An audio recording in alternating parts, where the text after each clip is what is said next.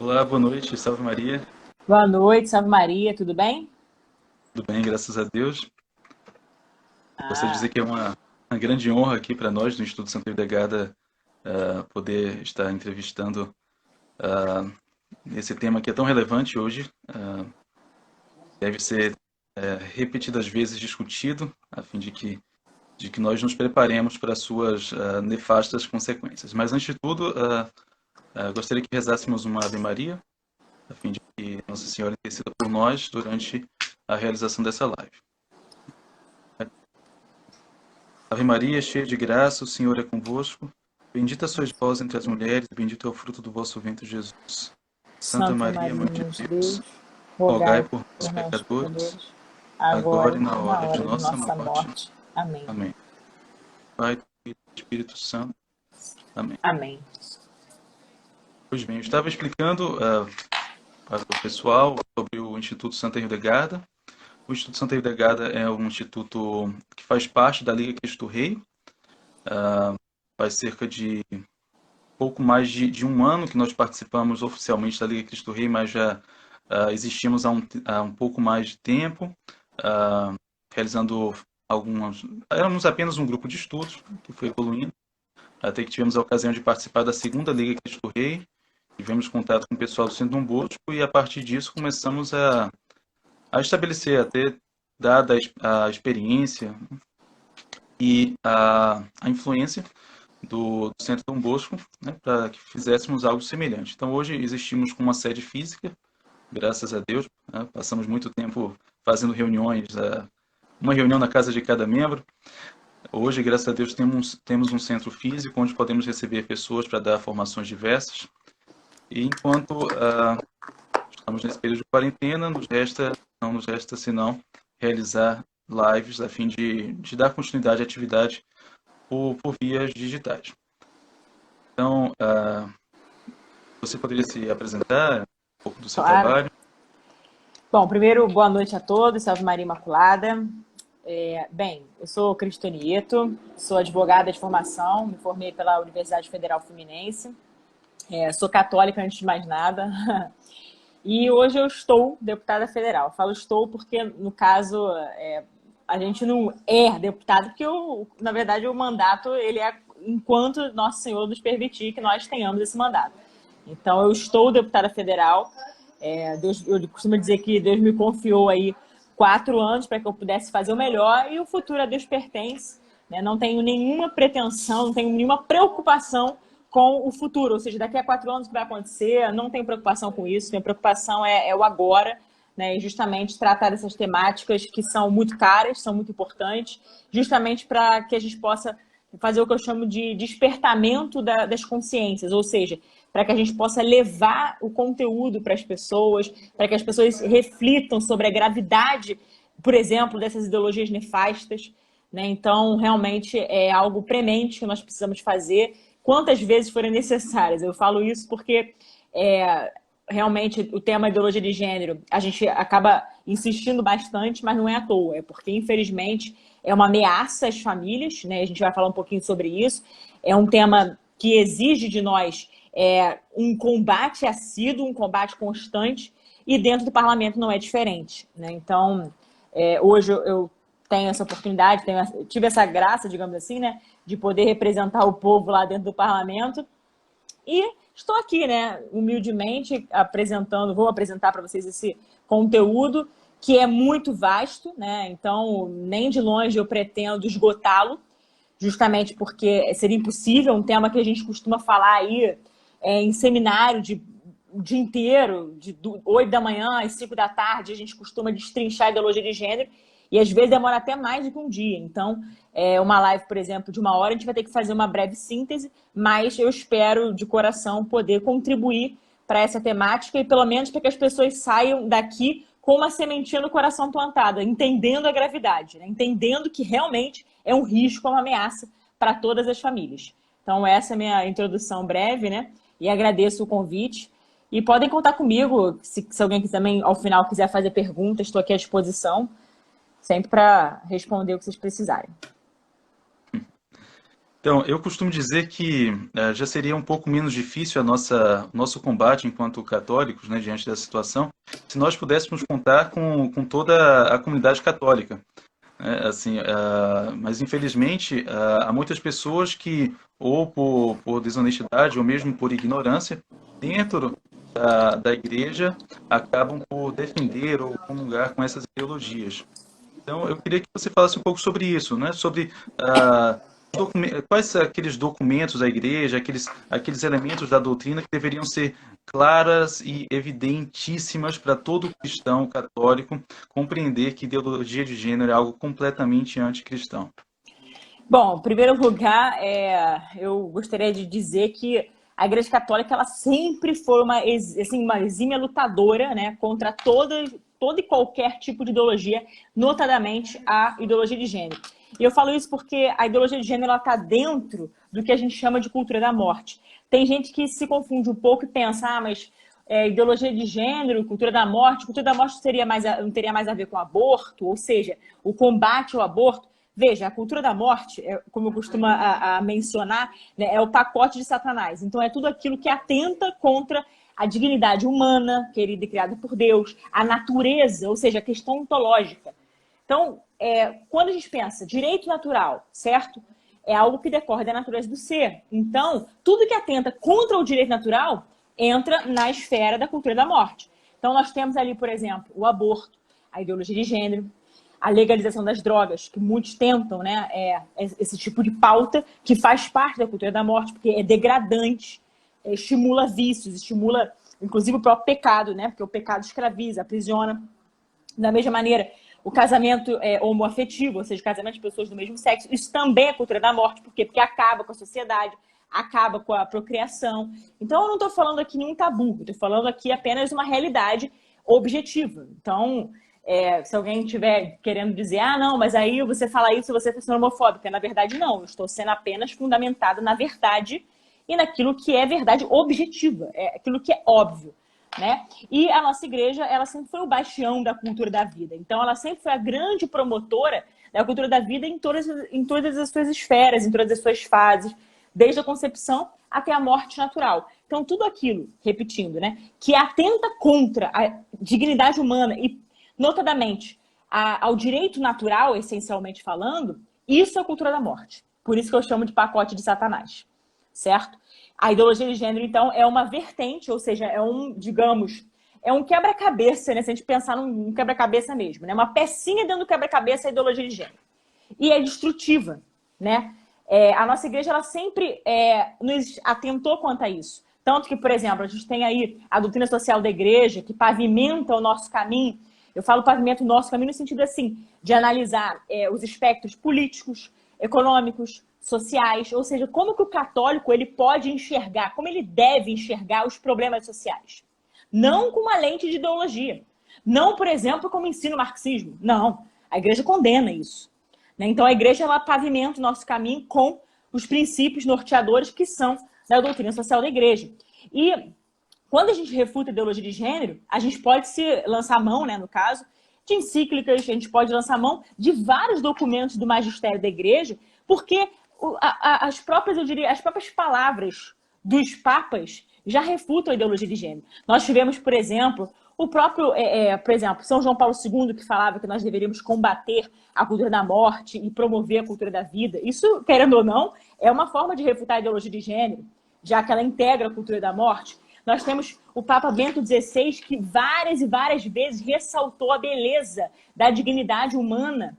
O nosso querido Papa São João Paulo II, quando ele falou, por exemplo, da Mulheres Dignitatis, a encíclica, né, mostra o valor da maternidade, mostra o valor de ser mulher, o privilégio, digamos assim, né, de ser mulher, de ser mãe, a beleza disso que o feminismo tenta destruir. E, querendo ou não, o feminismo dialoga muito com a ideologia de gênero, porque hoje as feministas elas falam o quê? Igualdade de gênero.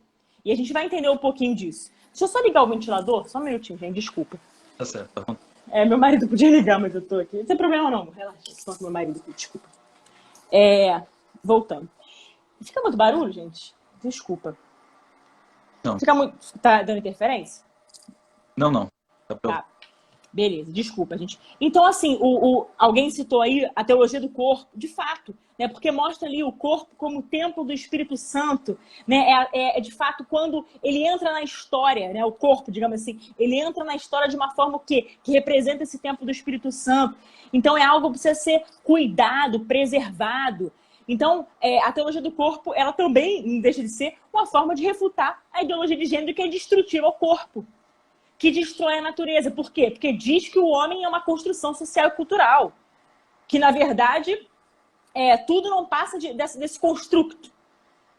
Né? E onde fica a natureza? Não fica para a ideologia de gênero. Né? Então, nós temos o Papa Francisco, que não raras vezes também já se posicionou contra a ideologia de gênero, falando que, inclusive, é uma espécie de colonização ideológica, falando que, até salvaguardando ali, por exemplo, a pureza das crianças, porque é um absurdo nos colégios quererem implantar essa ideologia nefasta, sabe, atentando, corrompendo a pureza das crianças. Então, diversos papas se levantaram ao longo da história para preservar aquilo que eu chamo de óbvio. É apenas o óbvio, porque é a natureza do homem, que é querida e criada por Deus, natureza humana. Nós somos imagem e semelhança de Deus. Então, eu poderia citar diversos documentos.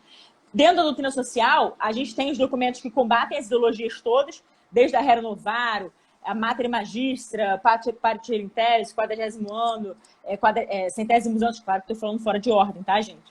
Enfim, tem a Divina Redemptoris, por exemplo, que combate ativamente ali o comunismo, o socialismo. Então, tudo isso, querendo ou não, está dentro desse espectro. Por quê? Porque quando a gente pensa ideologia de gênero, é um termo que parece vago, mas tem ali os tentáculos do próprio marxismo. E a gente vai entender um pouquinho por quê. Então, a igreja ela sempre se prestou a instruir. Tanto que na Mater Magistra a gente vê, né, que a igreja ela é educadora para as virtudes. Ela é mãe e ela é mestra. Então, ela nos educa, ela nos ensina, ela instrui as gerações. Da mesma maneira que instrui as famílias. Então, a família aprende muito com a igreja e a família em si, que é a célula máter da sociedade, ela é um núcleo vital sem o qual nem existe sociedade.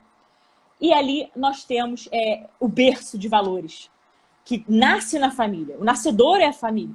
E a igreja ensina, cultiva esses valores. Ensina o que são os valores fundantes da nossa sociedade, valores de vida, de família, enfim, a promoção dessa cultura da vida.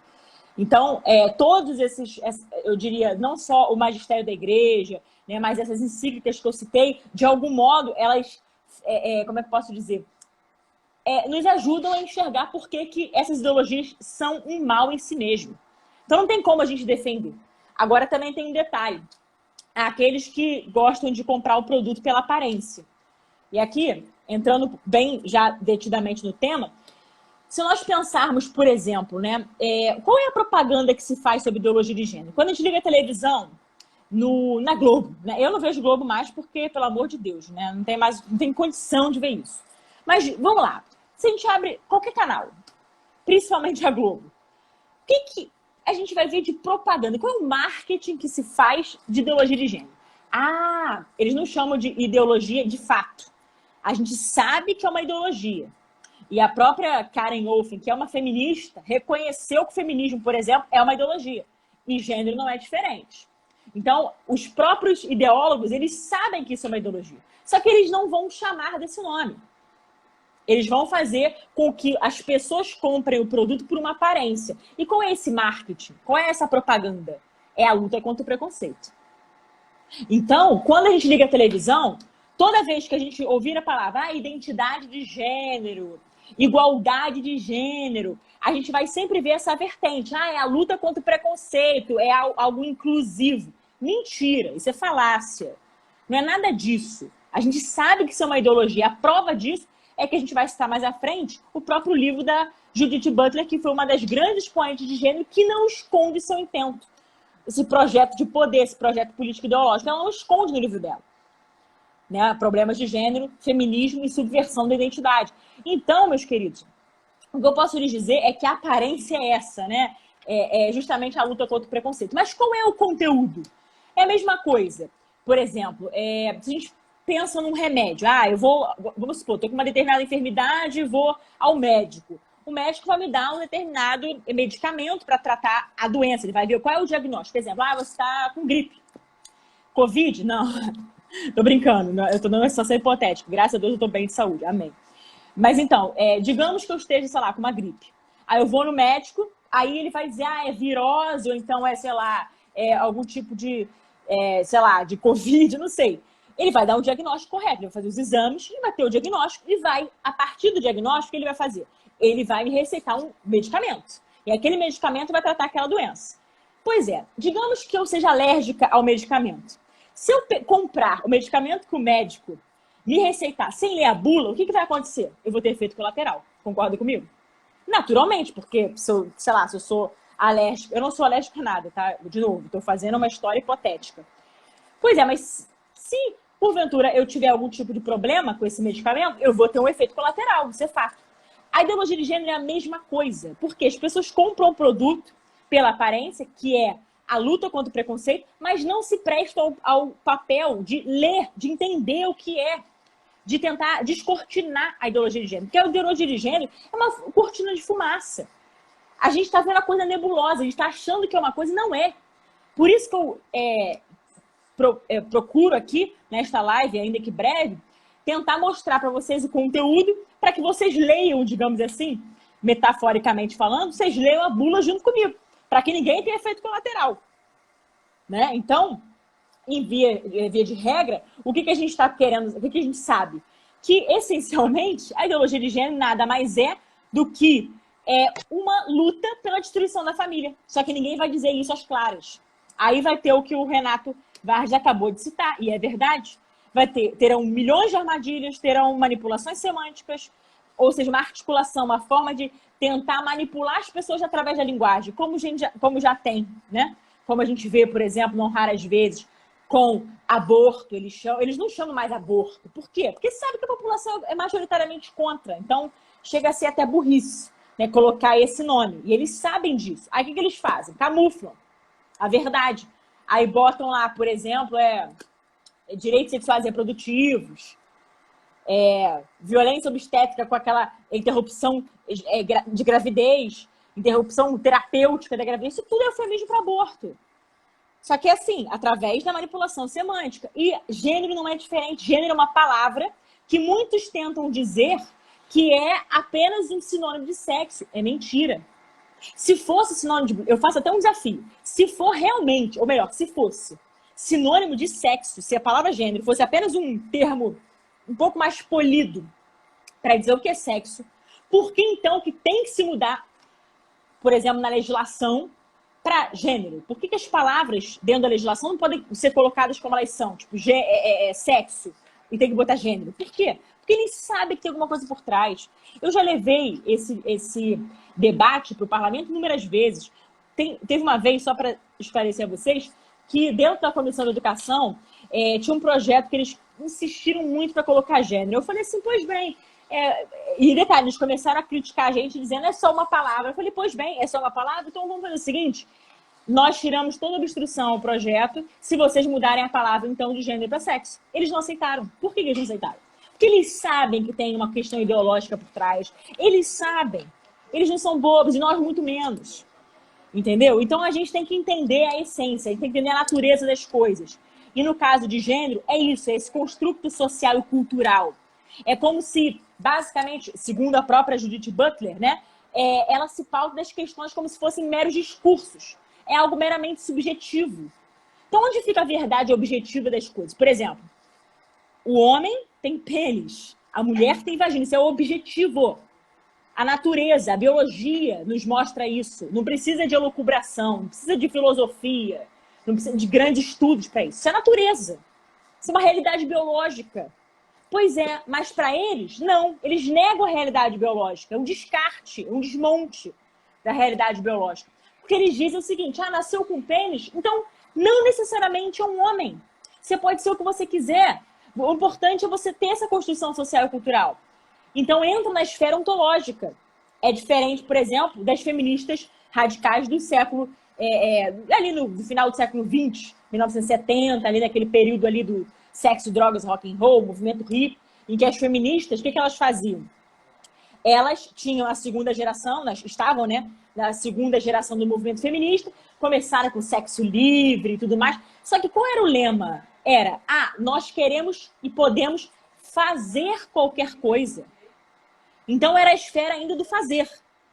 Só que com o passar do tempo, e já nesse tempo que nós estamos, no século XXI, com a Revolução Marcusiana do jeito que está, eles começaram a tentar a natureza mesmo. Então eles saíram da esfera do fazer e foram para a esfera do ser. Então nós podemos não só fazer qualquer coisa, mas também ser qualquer coisa. É a mesma coisa. Então se eu quiser dizer que eu sou um cavalo, sou uma égua, sei lá o quê, quem vai me refutar se eu posso ser qualquer coisa? Parece uma história até da carochinha, né? Parece, nossa, que bizarro. Desculpa, mas é a realidade, né?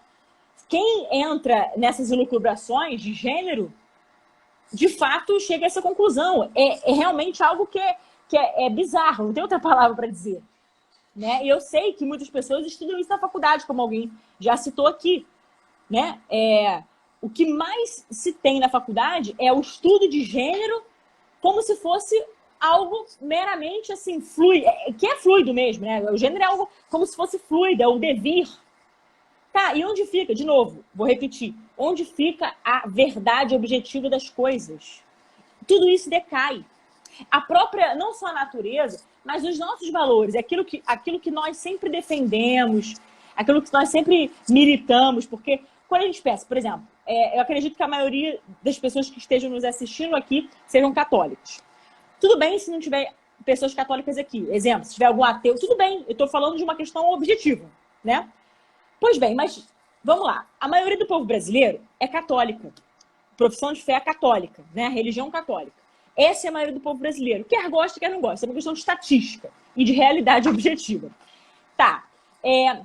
Mas por que eles tentam impor a todo momento, quase que uma ditadura das minorias, aquilo que é contra os valores? Por que eu falo isso? Porque a nossa nação brasileira, ela erigiu justamente fundada em princípios e valores, que são inegociáveis. Então, quando a gente pensa, já fazendo lá uma reflexão sobre o que é a família, né? Se a gente pensa, o que é a família? Com certeza, por mais que tenham pessoas de diversos espectros ideológicos aqui, com certeza ninguém vai dizer que a família é uma reprodução de laboratório. Ninguém vai dizer, não, olha, manipularam, né, no laboratório e ali os genes, não sei o que lá, e formou a família. Não tem condição. Não é uma reprodução de laboratório. Também não foi fruto do imaginário humano. Da mesma maneira, não foi o poder constituinte originário, no caso o povo, ou o derivado, no caso nós, deputados, enfim, parlamentares. Não fomos nós que criamos o que é a família, o conceito de família. Pelo contrário, o conceito de família, ele antecede tudo isso que eu estou falando. A família é direito natural, é fruto do direito natural. Por quê? Porque é uma instituição sagrada. Aí a gente tem que retomar, no caso, Gênesis. Quando a gente estuda o livro de Gênesis, a gente vê, né, a história da criação. Deus criou o homem e a mulher para procriar a espécie. Certo? Pois é. Deus criou o homem e a mulher à sua imagem e semelhança. Eles são complementares. E isso é o que mais a ideologia de gênero ataca. A complementariedade entre homem e mulher. Se nós pararmos para conversar com qualquer ideólogo, o que a gente vai ver? A gente vai ver hoje que existe uma onda pela masculinização da mulher e pela feminilização do homem. Se a gente botar aí no Google, no pai dos burros, como diria minha avó, né? Enfim, no Google, São Google, a gente vai, sei lá, bota lá, imagem de mulheres feministas. Desculpa, uma aberração da natureza.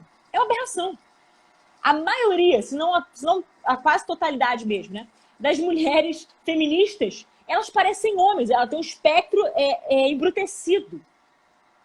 Aí cortam o cabelo aqui e botam piercing, cheio de tatuagem, aquela coisa. Gente, eu vou usar um neologismo aqui. Isso enfeia a mulher. É um neologismo, né? Pois é. Então, a mulher que tem a sua beleza natural, tem a sua natureza e precisa preservá-la, porque é o que é, né? Ela acaba se tornando feia. Se estiverem duvidando de mim, é só vocês procurarem lá, por exemplo, Débora Diniz. Para mim, a Débora Diniz é um exemplo. Ela não era feia. A Débora Diniz, que é uma das fundadoras do Instituto Anis, uma abortista, uma feminista, pelo amor de Deus. Enfim, já fez vários estragos aí. Mas vamos lá, se vocês olharem a foto, tá? Esquece a ideologia dela. Mas a foto da Débora Diniz, sei lá, uns 15 anos atrás, e a foto dela hoje. Gente, é irreconhecível. Da mesma maneira, outras mulheres que enveredaram para esse caminho de feminismo. Mulheres que eram bonitas, eram belas, se tornaram feias, horrorosas. Quase uma aberração, por causa disso. Por conta daquilo que é destrutivo para a alma feminina, que é o feminismo e a ideologia de gênero, o rosto do feminismo radical. Então, como eu disse, a ideologia de gênero fere aquilo que é sagrado, que está no escopo do matrimônio, que é, por exemplo, a complementariedade entre homem e mulher. Homem e mulher são complementares. Eu costumo dar um exemplo para vocês, para também facilitar. No ato sexual, quem não tem nenhuma criança, vamos falar um bom português. No ato sexual, o que acontece? Nós temos ali a mulher que vai gerar a vida, ou seja, a mulher ela vai engravidar, ela vai gerar a vida, mas quem vai definir o sexo da criança? É o homem. Então, naquele momento, nós temos a expressão, eu diria, máxima da complementariedade entre homem e mulher. Uma mulher que dá a luz, que gera a vida, e o homem que define o sexo. A mulher não consegue engravidar sozinha, isso é óbvio. É hermafrodita. Né? Enfim, então, tudo que a gente está tratando aqui é diretamente um legado que a ideologia de gênero quer destruir. A complementariedade entre homem e mulher, a família. A família, gente, que é instituição sagrada, criada por Deus. Como eu falei, não foi uma criação, uma invenção do homem, não foi. Foi Deus quem fez a família, foi Ele que criou a família. E detalhe, né? A família precede o Estado. Não existe Estado sem família, não existe nem sociedade sem família. Se a família acabar, a sociedade também acaba. É uma consequência natural, é uma consequência lógica até. E tudo isso, a ideologia de gênero quer fazer o quê? Quer desmoronar esses valores fundantes da sociedade. Quando eu falo valores fundantes, me refiro a valores que de fato fizeram com que fundaram, né? A nossa sociedade. A civilização ocidental, por exemplo, que teve uma grande influência da Igreja Católica. Outra realidade. A Igreja Católica construiu a civilização ocidental. É só estudar história. Não precisa acreditar em mim. Estuda história que você chega a essa conclusão. Então é isso. A família é o núcleo duro. É o núcleo vital. Né? A família é a célula máter. São esses valores. E quando a gente vê essas ideologias, o que a gente percebe? Que são ameaças aos valores cristãos por excelência. Morais cristãos, né? Então, meus amigos, por isso que a ideologia de gênero é tão grave. Porque, primeiro, pelo que ela é em si. Segundo, pelo que ela quer fazer. Ela é, como eu disse, esse atentado ao direito natural. O atentado da natureza. Dessa revolução de Herbert Marcuse, né? Ou seja, a revolução marcusiana contra a natureza do ser. E segundo, porque o que ela quer fazer? Ela quer ameaçar as famílias, sabe? E fragmentando a sociedade. Porque o que a gente tem hoje, se a gente parar para analisar, é bem aquela lógica marxista, só que no campo da cultura. E aí tem outra pessoa, enfim, um filósofo, que a gente tem que fazer referência, que é quem? Né? Que é justamente o Gramsci, Antônio Gramsci, filósofo italiano. E por quê? Porque ele pegou os ensinamentos de Karl Marx e trouxe para o campo da cultura. E aí ele chegou à conclusão de que não adiantava olhar para os exércitos, por exemplo, ficar se preocupando com a questão, sei lá, militar, luta armada. Não. Era necessário entrar nas escolas, formar as consciências, fazer uma lavagem cerebral nos alunos, desde a mais tenra idade. Isso é que surtir efeito, como a gente está percebendo. Por isso que, com muita tristeza no coração, eu falo que cada vez mais nós estamos vendo crianças sendo cooptadas, sendo aliciadas por essas ideologias. E o pior, às vezes a criança... Exemplo, tem uma família estruturada, sei lá, o pai, a mãe, né, que deram ali a moralidade, a educação moral dentro de casa, tudo direitinho. A criança vai para a escola. Daqui a pouco a criança está se rebelando contra o pai. Por quê? Porque o professor faz uma lavagem cerebral. Não estou querendo generalizar, eu sempre falo isso, porque minha família é cheia de professores. Se eu fizesse isso, né, seria uma grande injustiça da minha parte. Então, não estou generalizando. Tem professores maravilhosos, professores muito bons e que realmente cumprem o seu papel devidamente. O problema é que tem professores que são ideólogos, ou seja, são militantes travestidos de professores. É o que a gente mais tem. Né? O colégio como Pedro II, pelo amor de Deus, o que é aquilo? Um reduto de esquerdista, um anticomunista. E aí o professor faz uma lavagem cerebral e o aluno sai de lá um militantezinho. Então, é muito triste. Então, essas ideologias, elas vão destruindo, vão minando as pessoas, vão destruindo a essência do ser humano. Elas vão trabalhando para, eu diria, no caso, acabar com a própria alma, destruir a alma, né? E matá-la.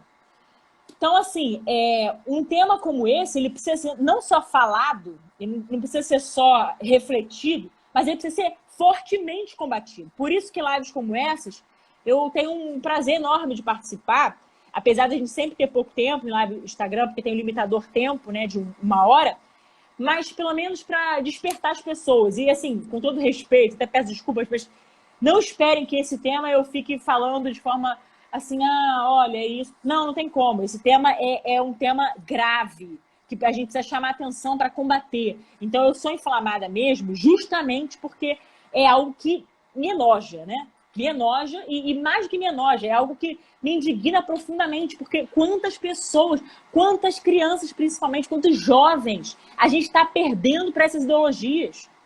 Então a gente precisa cada vez mais buscá-los, a gente precisa praticar as virtudes, né? E isso começando das famílias. Esse é o ponto. Então a ideologia de gênero precisa ser muito combatida, em todas as suas esferas. Então, é importante isso, né, de estabelecer não apenas o problema tal como ele está posto, mas investigar as suas raízes, que são muito profundas e muito sutis. E isso, em geral, o católico...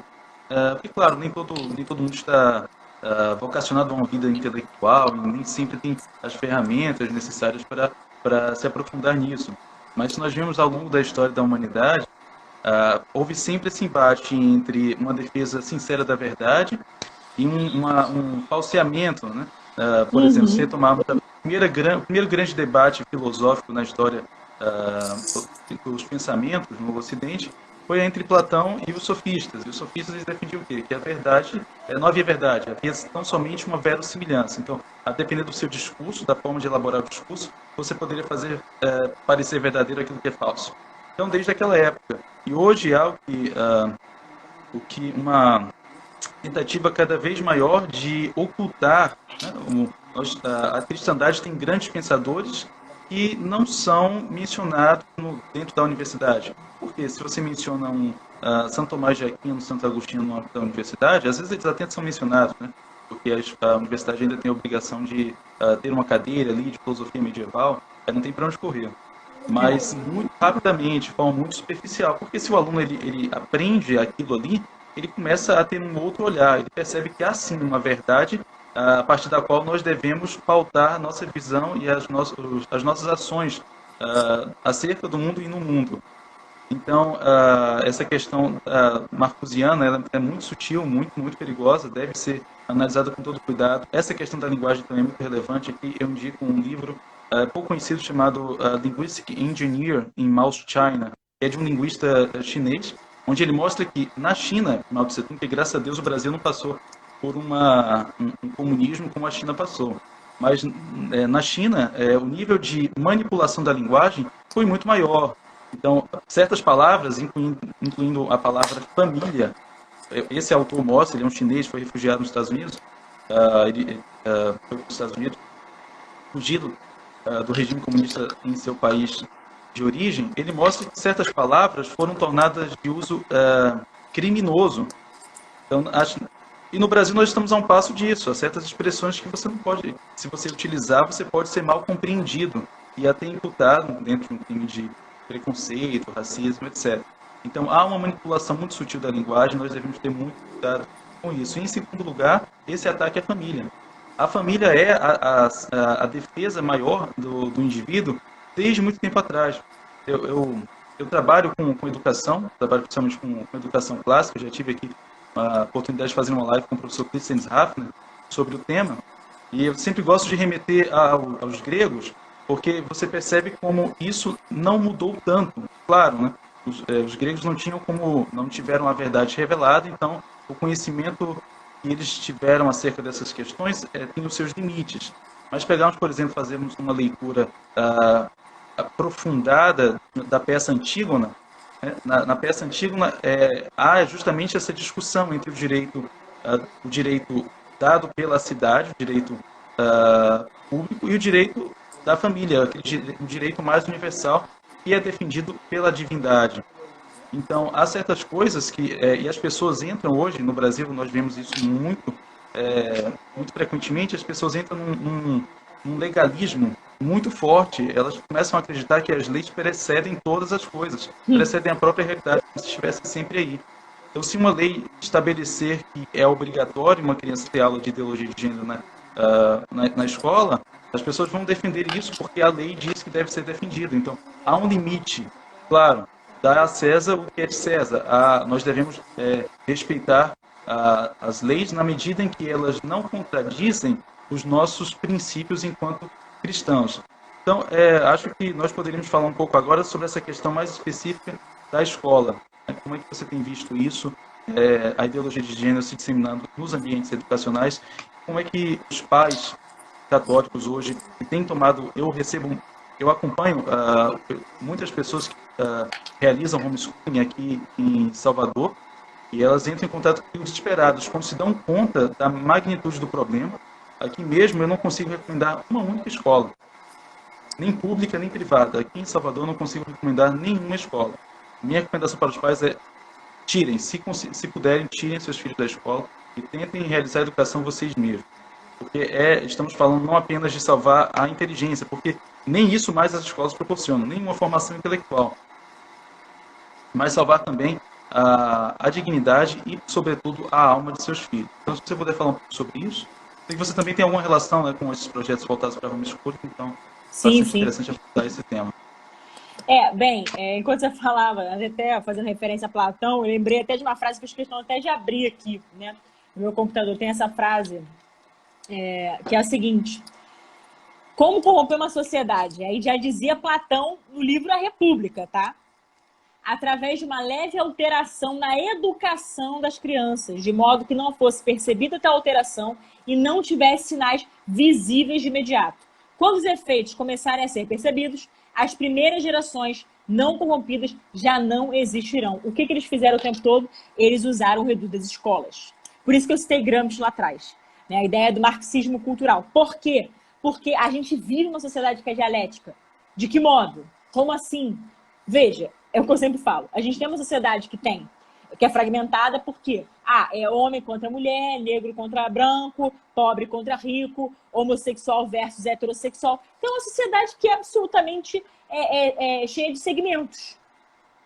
Só que a gente, sinceramente, precisa de uma sociedade una. E por que eu falo sociedade una? Porque nós somos imagens e semelhanças de Deus todos, independente de ser negro, branco, pobre, rico, pardo, índio, não importa. Nós todos temos a mesma dignidade. Somos iguais em dignidade. Homem e mulher são iguais em dignidade. Agora há uma diferença, que é justamente os papéis sociais. Os papéis sociais são diferentes. Então não adianta querer negar esse óbvio. Não adianta ter gente querendo se masculinizar, mulheres querendo ocupar o lugar dos homens em questões, por exemplo, de esporte. Não tem como. A natureza física do homem é diferente. Toda a anatomia do homem para a força física é bem diferente da mulher, por mais que ela lute. Não tem como. Isso é uma realidade, é uma questão biológica, tem questão hormonal envolvida. Então não dá para negar essa obviedade. E sobre a educação, o que a gente mais percebe é que eles se valendo dessa filosofia, entre aspas, que não é nada de filosofia, é uma ideologia, como eu sempre gosto de diferenciar, a filosofia tem um objeto de contemplação da verdade, e a ideologia produz a própria verdade, né? Então, é baseada em si no relativismo moral, certo? Então, a educação ela foi toda, desde a época, principalmente, né, do marxismo cultural, ou seja, de Gramsci, etc., usando as escolas como redutos, e, de fato, isso foi feito para atender o que Platão falou aqui no livro A República. Então, são pequenas alterações no comportamento, pequenas alterações no próprio processo de educação, até chegar a um ponto que você corrompe 100%, e aí, quando se derem conta, as gerações não corrompidas já não existirão mais. Então, quando a gente começou a ver, por exemplo, a ideologia de gênero entrando nas escolas, não por força, veja, dos planos, tá? Porque aqui eu posso só abrir um parêntese, né? No Plano Nacional de Educação, nós fizemos um trabalho, falo porque muito antes de ser parlamentar eu já estava nessa luta contra a ideologia de gênero e tal. E o que aconteceu? Nós conseguimos, com muito esforço e com muita mobilização das famílias, foi rejeitado, ou melhor, foi aprovado o Plano Nacional, só que sem gênero, descartando o gênero. Foi uma vitória. Só que o que aconteceu? Eles perceberam que, tá bom, não estava no Plano Nacional. Via de regra, os planos estaduais e municipais deveriam seguir a mesma diretriz do Plano Nacional, certo? Isso foi feito? Não. Eles começaram a enxertar ideologia de gênero nos municípios. Por quê? Porque a fiscalização seria mais difícil. Quantos municípios o Brasil tem? Mais de 5 mil. Então, como que você vai fiscalizar isso? E aí, começaram a pulverizar nas câmaras municipais para que fossem votados, né, os planos municipais dos municípios. E a gente fez um trabalho hercúleo. Então, fomos em vários municípios diferentes. Aqui no Rio de Janeiro, muito ativamente, a gente trabalhou lá em Niterói também, Volta Redonda e assim por diante. Eu cheguei até a rodar um pouquinho os municípios, conheci vários municípios por essa ocasião, né, justamente nesse período. E a gente conseguiu 98% dos municípios rejeitaram o gênero. Mas mesmo assim, a gente conseguiu a vitória? Não. Porque mesmo que a gente tenha tido, aparentemente, uma vitória na legislação, o que a gente teve na prática? A cultura totalmente dominada. E por quê? Os professores se levantaram e disseram, até, como eu posso dizer, famoso, né? O cartaz lá, se vocês botarem no Google, vocês vão perceber. Tem lá um cartaz que diz, eu vou ensinar gênero para o seu filho de qualquer maneira. Aí aqueles professores fazendo afronta, dizendo que independente de aprovação, iriam ensinar gênero. Então, fazendo o quê? Atropelando a esfera privada das famílias, atropelando o desejo das famílias. Isso é muito grave. É uma ameaça direta às famílias. Então, isso aconteceu e tem acontecido. Por isso é que o embate, ou melhor, esse discurso, essa questão da ideologia de gênero tem sido implementada nas escolas à revelia da própria lei. Porque, em termos de lei, muitas questões, né, a gente conseguiu sepultar via legislativa.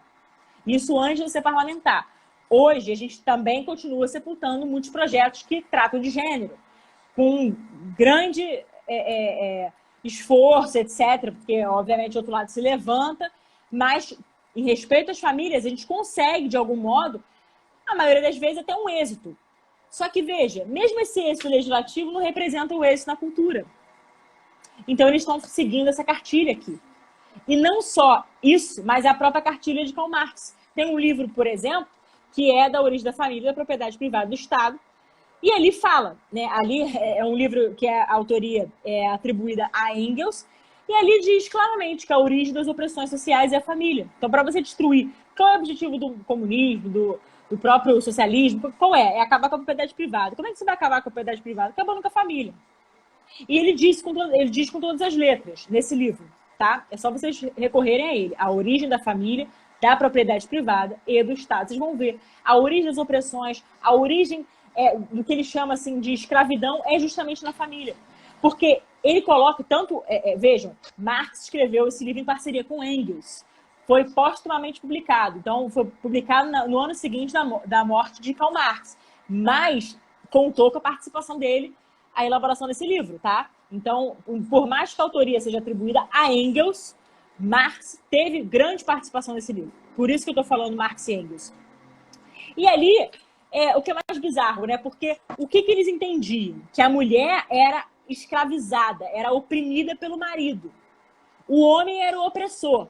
Mal comparando uma luta de classes, como é que funciona? Tinha lá o proletário, que era oprimido, explorado, e tinha lá a burguesia opressora, detentora do capital e dona dos meios de produção. E o o proletário, né, que era o explorado, vendia sua força de trabalho em troca de salário, ou seja, para receber um dinheiro para sua subsistência. Mas muitas vezes eles eram explorados. Então, essa é a luta de classe promovida por Marx. E ele diz que a luta de classe nasce dentro de casa, porque a mulher é oprimida pelo marido. A mulher ela é escrava quando ela quer ser mãe. E quem vai plantar essa semente? Veja, Marx e Engels jogam essa semente nesse livro. E quem vai pavimentar esse caminho? Quem vai plantar essa semente? As próprias feministas, depois, que vão se rebelar contra a natureza da mulher, a natureza feminina, contra a maternidade, que é a vocação instintiva da mulher. Aí nós temos também, não só as feministas, mas figuras como Marx Horkheim, no livro Autoridade e Família. Marx Horkheim, ele queria praticamente acabar com a legitimidade da família. Dizendo o quê? Qual era o objetivo dele? Ele queria fazer o que mais ou menos ali a Débora Duprá pretende fazer, ou melhor, tentou fazer muito com aquela frase dela de que os filhos não pertencem aos pais e sim ao Estado. Essa não é dela, da Débora Duprá, ex-procuradora. Não. Ela pegou aquela semente de Marx Horkheim no livro Autoridade de Família. Que ele queria acabar, ele queria que a criança passasse o máximo de tempo na escola, para não ter influência da família. Ele queria acabar, destruir a cultura, destruir... quando eu falo cultura, eu me refiro à cultura que é moralmente, né, ou melhor, ela é cristã por excelência. Né? A cultura é a tradição cristã por excelência, fato. Então, o Marx Horkheim ele queria destruir a própria hierarquia. Então, o filho, que deve respeito aos seus pais, ele queria acabar com isso. Por isso ele promovia, ou melhor, ele dizia que era necessário que o filho ficasse o máximo de tempo fora de casa. E aí, quem se ocupava dessa educação? A escola, o Estado, enfim. E hoje nós temos esses figurões aí, como eu acabei de citar, Débora Duprá, dentre outros, que fazem exatamente isso. Né? Para que a educação dos nossos filhos seja uma educação completamente ideologizada. Não uma educação voltada em virtudes e voltada para a verdade, mas uma educação que é totalmente com viés ideológico. E aí a gente faz o quê? A gente, no caso, percebe... Aí alguém está citando aqui Paulo Freire. Paulo Freire tem uma grande influência. Na verdade, Paulo Freire ele só perpetua isso. Né? Paulo Freire, não vou dizer que seria, digamos, a raiz do problema da educação. O problema da educação é até anterior. Porque a gente teria que levar em consideração Marx, etc. Tudo isso que a gente está falando. Mas, sem dúvida nenhuma, Paulo Freire, ele é a continuação do problema, a perpetuação desse grande problema. E tem gente que não entende, porque acha, olha só que maravilha, que grande pedagogo, educador. Que educador, gente? Educador para quem? Para uma lógica marxista, só se for, né? Então, essas pessoas, essas personalidades que eu citei, Marx Horkheim, poderia citar Karl Korsch também, né, da escola de Frankfurt, falei besteira, Felix Weil, da escola de Frankfurt, Karl Korsch poderia citar também. Enfim, são pessoas ou personalidades que pegaram a ideia de Marx e começaram a pavimentar esse caminho para quem usufruir desse caminho? As feministas, que mataram no peito quem gosta de futebol. Eu não gosto não, tá, gente? Mas algumas coisas a gente sabe, porque eu vejo meu marido... aliás, eu ouço meu marido vendo futebol. Então, a gente, de vez em quando, sabe? É como se ela tivesse matado no peito e dado uma cabeçada pro gol, né? Basicamente isso que elas fizeram. Então, as feministas, elas vão pegar todas essas teses, que têm uma influência fortíssima marxista, pegam as teses dos próprios sociólogos, daqueles que estavam na escola de Frankfurt, como eu citei, o Felix Weil, foi um dos grandes figurões da escola de Frankfurt também, né, que mexe no comportamento humano, faz a questão de fazer essa manipulação dentro da própria cultura para promover aquilo que a gente combate, né, que é a cultura da morte. E a ideologia de gênero entra exatamente nesta toada. Porque a ideologia de gênero vai mexer no imaginário humano, porque dependendo da forma que ela é apresentada, principalmente para a criança vai achar que é sempre uma luta contra o preconceito, como eu disse, é uma questão inclusiva e tal, e não é nada disso. O conteúdo é nefasto, é destrutivo, é uma ameaça, né? Então, nós temos que saber recorrer a essas fontes primárias. Para quê? Recorrendo a essas fontes primárias, a gente chega a essa conclusão. Então, é engraçado. Quem quer estudar gênero, eu diria, basta ler esses livros que a gente citou aqui. Vou repetir a bibliografia. A Origem da Família, da Propriedade Privada e do Estado, que é do Engels, né, escrito em parceria com Marx, que foi mais ou menos publicado em 1873, salvo engano, foi no ano seguinte da morte do Marx, né? 73, 74, na dúvida agora. Nós temos ali, por exemplo, a Autoridade de Família, do Marx Horkheimer. Esse é bem difícil de achar, tá? Mas, de repente, na internet vocês conseguem, talvez, em PDF. Um caso que eu esqueci de falar para vocês, que é importantíssimo para quem quer estudar gênero, entender qual é a consequência da ideologia de gênero numa família. Conheçam o caso do David Heimer. David Heimer foi um menino, na verdade, vocês conhecem a história de Bruce Bryan? Já ouviram falar? Deem um joinha aí, se vocês tiverem ouvido falar, deem um joinha aí.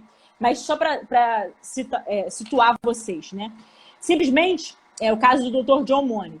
John Money era um sexólogo, né, e um psicólogo, digamos assim, e houve a seguinte situação.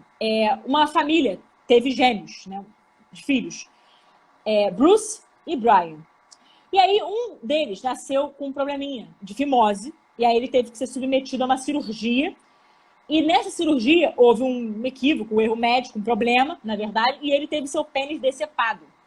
E a partir disso, a família ficou desesperada. Meu Deus, aquela criancinha de acho que 6 meses, mais ou menos, era muito pequenininho, 6 ou 9 meses, enfim, nem um ano tinha, né? Aquela criancinha teve seu pênis decepado, como é que vai ser? A família ficou desesperada. E aí recorreu a esse Dr. John Money para saber como eles deveriam proceder.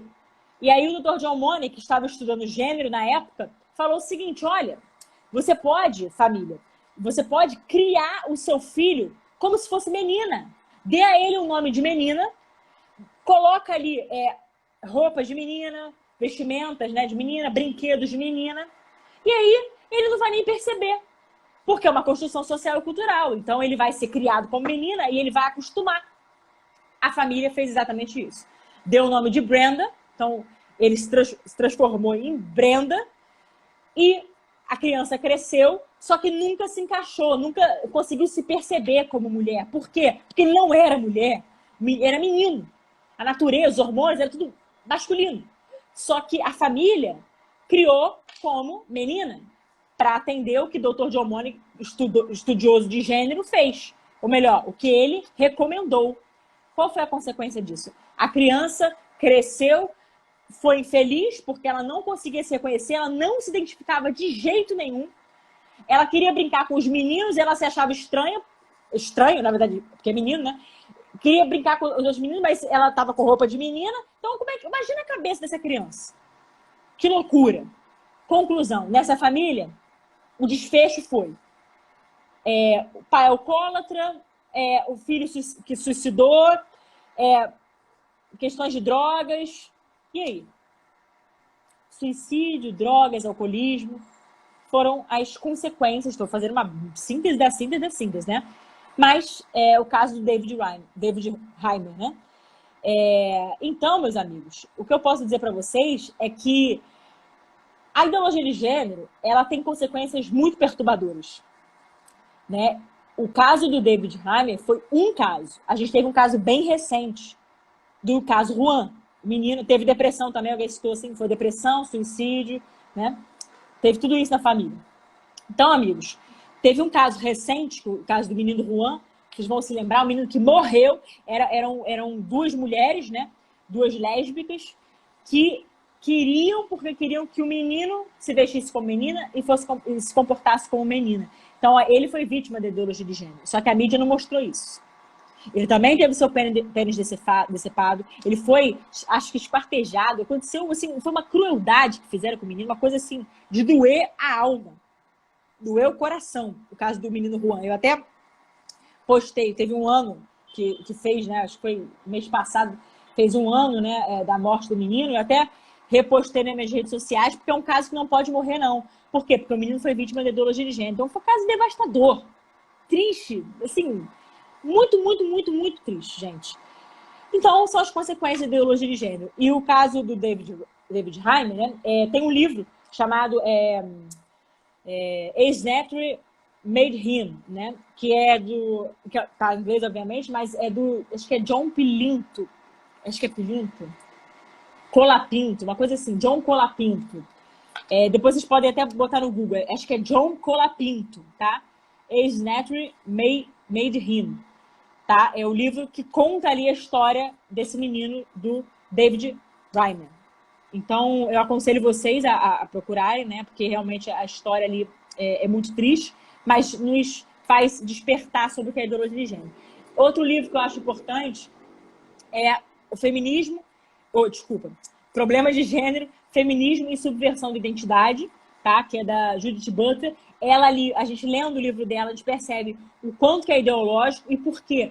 Porque ela diz que não existe uma identidade de ordem metafísica, mas que existem múltiplas identidades. Então, a pessoa pode ser o que ela quiser, a hora que ela quiser. Né? Então, reforça a questão de gênero. E ela diz que o sujeito, mulher, é como se não existisse.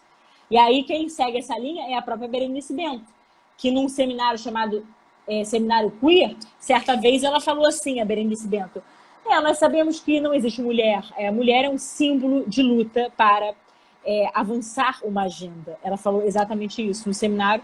Eu acho que tem facilmente no YouTube, vocês botam lá, vocês coloquem lá, Seminário Queer, Berenice Bento, Essencialismo Estratégico. Vocês vão ver o que ela disse. Ela segue rigorosamente a linha da Judith Butler. São alguns livros que eu estou citando para vocês, e obviamente a nossa igreja tem condenações expressas à ideologia de gênero, tá? Eu vou ler para vocês aqui o que eu puxei, uma frase, né, do cardeal Dorani, aqui da Arquidiocese do Rio de Janeiro, nosso cardeal. Ele falou o seguinte: por fim, podemos concluir que a ideologia de gênero tornou-se um instrumento utilizado para atacar a dignidade da pessoa e também a família, pois esta representa para eles um tipo de dominação. Ao contrário, nós dizemos que é pela família que conseguimos restaurar tal dignidade, pois é por ela que somos educados e formamos verdadeiros valores e ideais. Da mesma maneira, rapidamente citar, discurso do Papa Bento XVI em 2012, tá? Ele falou sobre o vocábulo gênero. É apresentado como nova filosofia da sexualidade. Salta aos olhos a profunda falsidade desta teoria. Nega sua própria natureza, decidindo que esta não lhe é dada como um fato pré-constituído, mas é ele próprio quem a cria. Se, porém, não há a dualidade de homem e mulher como um dado da criação, então deixa de existir também a família, como realidade pré-estabelecida pela criação. Na luta pela família, está em jogo o próprio homem. E torna-se evidente que onde Deus é negado, dissolve-se também a dignidade do homem. Quem defende Deus, defende o homem. Papa Emérito Bento XVI, discurso de 2012. E para fechar, Papa Francisco, nosso Santo Padre, ele diz que a teoria de gênero é guerra global contra o casamento. Aí ele fala, foi tipo uma entrevista, né? Aí falaram para ele assim, você mencionou um grande inimigo do casamento, teoria de gênero. Aí ele fala, né? Hoje em dia é uma guerra global para destruir o casamento, disse Papa Francisco. Não com armas, mas com ideias. Temos que nos defender da colonização ideológica. Então eu citei aqui 3 grandes referentes da Igreja Católica, 2 papas e um cardeal. Poderia ter citado o documento de Aparecida, que também refuta gênero. Poderia ter citado outras encíclicas, como já semi isso. Né? Tem a Evangelii Vitae, que de algum modo também refuta a ideologia de gênero. Né? Então, tudo isso que a gente está vendo são condenações expressas à ideologia de gênero. E sobre o homeschooling, para finalizar, como me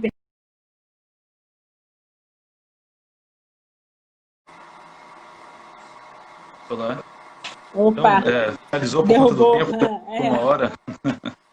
O Instagram tem disso. Então, você estava falando sobre o homeschooling. Isso, exatamente.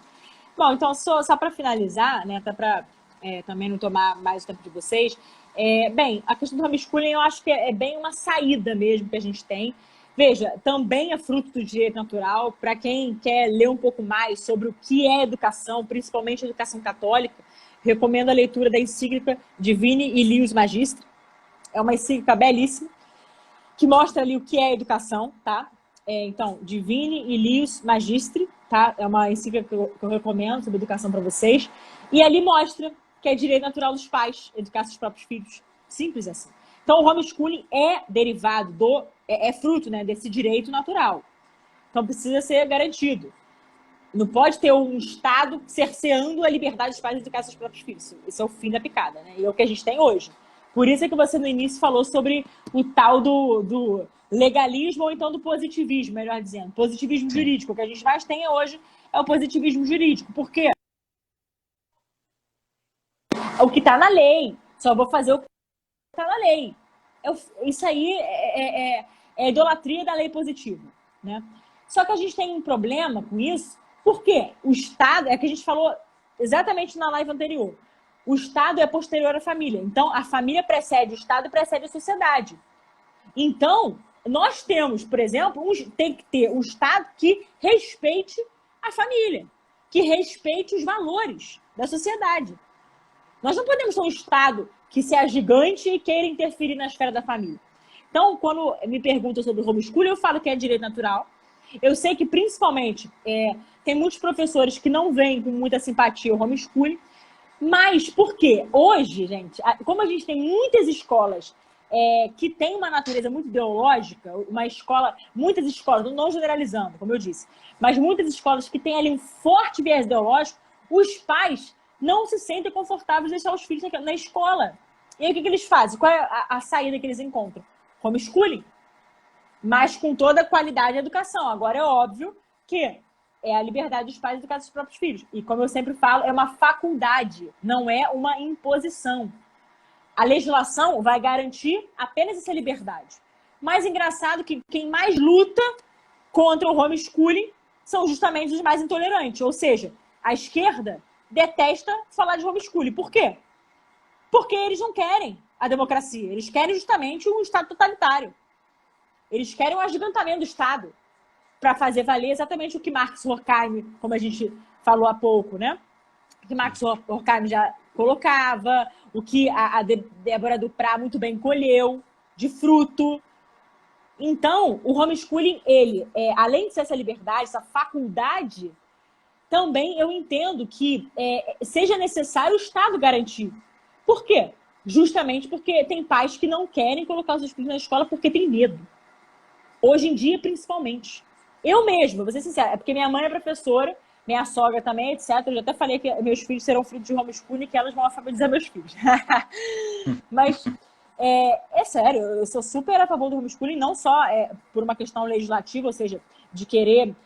veja, eu não acho que nem deveria ser regulamentado, sinceramente. O tipo da coisa deveria ser permitido naturalmente. Mas tudo no Brasil tem que ser regulamentado, porque senão é um problema, né? Direito natural tem que ser regulamentado desde quando? Mas também, se não for, vão dizer que simplesmente não é permitido. Então, a gente vive uma esquizofrenia jurídica no Brasil, né? Mas é curioso. Por exemplo, lá em casa, né? Como eu disse, eu fico pensando, poxa, será que eu teria alguma escola para colocar meus filhos?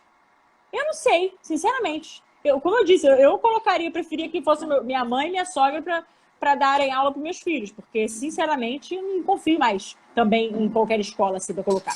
E tem que se respeitar os pais que desejam. Então, a gente tem, sim, projeto nesse sentido. A gente tem, na verdade, um projeto que insere, na verdade, exclui as famílias que praticam homeschooling do rol do artigo 246, que trata do abandono intelectual do Código Penal, tá? Porque o artigo 246 do Código Penal diz o quê? Trata desse abandono intelectual. Então, muitas famílias estão sendo perseguidas pelo Ministério Público como se estivessem não colocando seus filhos na escola, mas como se seus filhos não estivessem estudando. Só que, na verdade, eles estão. Então, eles não estão incorrendo em abandono intelectual. Então, qual é a ideia do projeto? É afastar da incidência desse artigo as famílias que praticam homeschooling. Né? Então, está na CCJ, o projeto ainda não teve muito avanço, ainda mais esse ano, que ainda não teve a instalação das comissões em razão da pandemia. Né? Mas eu espero em Deus que, tão logo essa pandemia acabe, que eu espero que seja logo, que esse projeto, bem como todos os outros, não só em relação ao homeschooling, mas todos os de defesa da vida e da família, que eles caminhem e tenham êxito, é o que eu desejo. Então, essa questão do homeschooling é algo que eu tenho me ocupado, mencionei, eu eu trabalho diretamente com famílias que praticam homeschooling aqui em Salvador e mesmo em alguns outros estados, não só na Bahia, através de orientações online. E eu realmente defendo que o homeschooling hoje a melhor opção, ou melhor, é a única opção. Porque a escola, primeiro, aqui em Salvador nós temos escolas que surgiram como escolas vocacionais, mas não são mais, estão muito longe disso. Segundo, um outro problema que as escolas têm hoje é um número muito grande de alunos por sala. Isso é um problema que precisa ser colocado. 40 alunos dentro de uma sala é um absurdo, é um crime. E há também um positivismo por parte dos psicólogos. Hoje, a criança ela pula no sofá, já tem TDAH. Hoje, ser criança é praticamente um problema mental. E isso é muito perigoso. Eu tenho um exemplo prático de um aluno, ele foi diagnosticado com TDAH, o o psicopedagogo indicou medicamento, o acompanhamento do psicopedagogo, uma série de outras coisas. E a família acabou adquirindo meu contato por via de outra família que já me conhecia. 2 meses apenas. Ele abandonou essa psicopedagoga, abandonou o medicamento.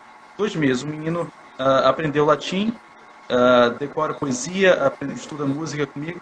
Ou seja, e ainda assim o psicopedagogo ameaçando a família de denunciar. Então, os resultados saltavam aos olhos ali, o que eu estava conseguindo fazer com ele, com um acompanhamento próximo, é isso que muitas vezes a criança precisa, e é uma coisa que pode ser dada ou através de uma tutoria particular, como é o caso que eu faço, ou através dos próprios pais, quando eles têm condições de educá-los. Muito mais do que todos esses excessos de diagnósticos que têm sido feitos.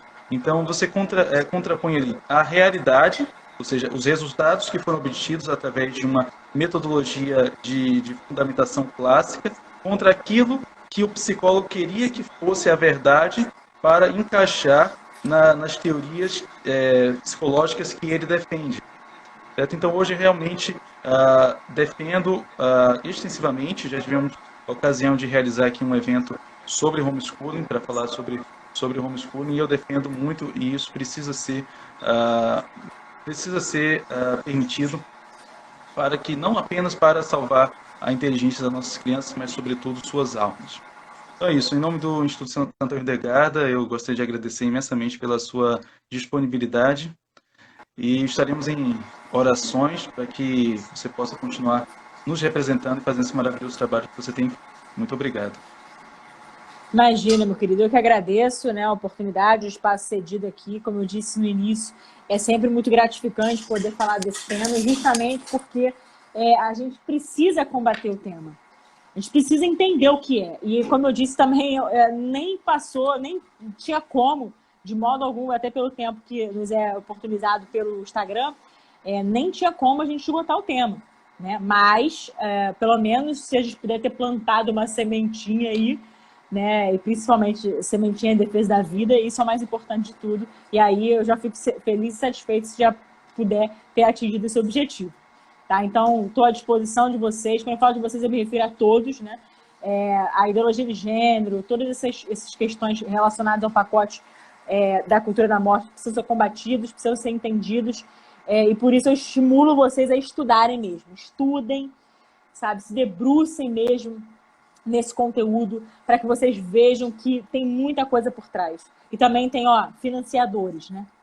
A gente não falou sobre isso aqui, mas tem grandes financiadores. Por isso que a gente tem, às vezes, um pouco de dificuldade de enfrentar. Por quê? Porque, não a gente, né? Nós católicos, sim. Mas eu digo, no espaço do parlamento, etc. Porque tem muita gente que financia. Tem muitas, por exemplo, globalismo. Existe financiamento aí de fundações internacionais. O próprio aborto, ideologia de gênero também tem grandes fundações internacionais por trás, né, que tem interesse especial nessas pautas. Então, a gente precisa estar bem antenado, né, para combater o bom combate, guardar a fé e, de fato, viver aquilo que nós precisamos de viver, buscando a santidade. Então, quero agradecer a vocês. A ONU, alguém falou aí, verdade, a ONU é muito a mentora disso tudo, né? Essas organizações internacionais, enfim. Então, agradeço a vocês e me coloco à disposição, o que vocês precisarem. Estou sempre às ordens e a serviço da sociedade, que é o meu dever. Tá bom? Muito obrigada, queridos. Deus abençoe. E assim, só para complementar, porque às vezes para algumas pessoas pode parecer que essa discussão se situe em um âmbito muito abstrato, muito teórico, e foi inclusive uma razão pela qual nós resolvemos realizar essa live, um recente evento que ocorreu na Universidade Federal aqui de Salvador, e aqui eu cito alguns temas que foram apresentados nesse congresso, um congresso online da Universidade Federal aqui da Bahia, aqui em Salvador, e que, bom, são as pessoas que estão sendo formadas para educar as nossas crianças. São pessoas que fazem cursos de licenciatura. Então, temas que foram apresentados: como ser gay no interior, por um cristianismo negro de libertação e resistência, arte, erotismo e expressões de gênero e saúde mental em tempos de pandemia, pessoas trans no contexto da pandemia no Brasil, as hortênsias e o as de espada, a desobediência de gênero pela impossibilidade de um final feliz, Paulo Freire vive, refletindo os impactos da pandemia em pesquisas cujos campos que envolvem pesquisas sobre relações raciais no contexto do estudo de gênero, lesbianidades, interseccionalidade e feminismo no cinema, corpos, prazeres e sexualidades. Diálogos em saúde, raça, gênero, sexualidades e a epidemiologia. Então, apenas alguns dos trabalhos mencionados. Cito novamente um trabalho que, inclusive, foi mencionado no documentário do pessoal do Brasil Paralelo. Eles organizaram um excelente documentário sobre o tema da educação e eles mencionaram uma tese de mestrado ou doutorado, não me lembro exatamente, que foi defendida aqui em Salvador, onde o suposto intelectual estudou práticas de relações homoafetivas no banheiro do metrô aqui de Salvador. Então, foi um dinheiro público investido nisso, e esse indivíduo se formou para ser professor e pode estar frequentando salas de aula. E eu cito três casos, na verdade, com os quais eu tive contato nesse período de pandemia, por conta das crianças dos meus alunos ou das famílias que eu oriento. Foi um vídeo que foi enviado para crianças, mostrando vários tipos de família, foi enviado em forma de desenho, animado para crianças assistirem, então muitas vezes os pais não sabem que os seus filhos estão assistindo. Um aluno recebeu um trecho de uma música da cantora Anitta, cantora entre muitas aspas, eu nem merecia esse título, para fazer análise. Uma criança de 7 anos de idade, onde ela diz na música que quer azarar os boy e beijar na boca. Essa é a expressão que ela utiliza e essa letra de música foi dada uma aula de português, análise de texto, parte de um professor. Aqui nós tivemos também um caso de uma palestrante que, numa roda entre crianças, perguntava para cada criança se ela gostava de menino ou menina e tentando contradizer quando o menino dizia que gostava de menina ou quando dizia que ainda não sabia.